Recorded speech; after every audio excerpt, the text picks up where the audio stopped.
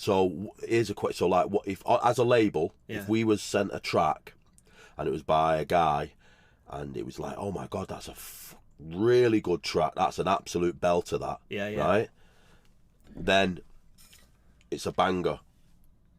Oh, and then you were sent a track that was a guy that the track was a really good track and you loved it and you thought and you think, well, that's how I like that better from the first producer, but the second producer's one's still really good, Yeah. But you look at the producer, right? You go on Spotify and look at their artist page. The first guy, he's had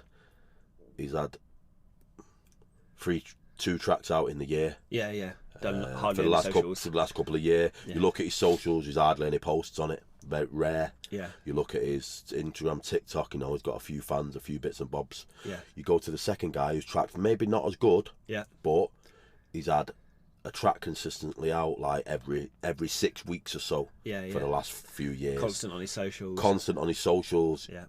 And he's got. And he might not have to have massive numbers, a few thousand. But even a few hundred, but he's pretty consistent on his socials. Oh, you pick that guy. It tells you a lot that well, hang on, if this track does blow up, and be really big, then straight away he's got a bigger fan base to push it to. He's more prepared. His work ethic's there. He'll have tracks sat there. Yeah. The guy who's put 2 tracks out in the last couple of years, he might not give you another track for another 8 months, and all the momentum's gone from the release. Yeah. And then you're releasing, and it's like almost just releasing it out and it's just going nowhere. Yeah, it's just exactly. like it's either off a hill or it'll just going upwards. Yeah. And you just choose the guy with the better It says now your social media and your Spotify release schedule and stuff says that's your resume. That says a lot about you as a person, of what your production's like, what your work ethic's like, what your So that's important to look after,